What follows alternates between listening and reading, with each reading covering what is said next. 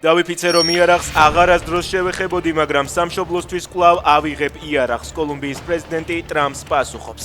ამერიკის პრეზიდენტმა კოლუმბიაში სამხედრო ოპერაციის ჩატარება არ გამორიცხა, გუსტავო პეტროს კი ავადმყოფი ადამიანი უწოდა, რომელსაც კოკაინის წარმოება და მისი შეერთებულ შტატებში გაყიდვა უყვარს.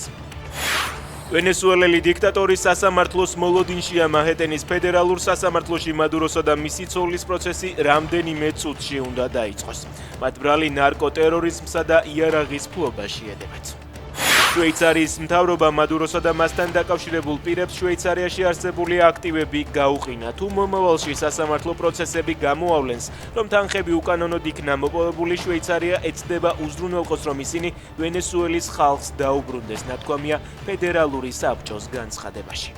ირანის უზენაესი ლიდერი მოსკოვში გაქცევას განიხილავს, თუ ქვეყანაში მიმდინარე პროტესტი კონტროლიდან გამოვა. ამის შესახებ გამოცემა Times-ი ბრიტანეთის დაზვერვაზე დაყრდნობით წერს.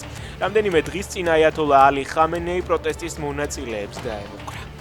ოჰაიოში ამერიკის ვიცე-პრეზიდენტის ჯეი დი ვენსის რეზიდენციას თავს დაესხნენ. ამერიკული მედიის ინფორმაციით, ქონების დაზიანების ბრალდებით დაკავებულია ერთი პირი, რომელმაც ქალაქ ცინცინატში ვენსის რეზიდენციას ფანჯრები ჩაუმტვრია.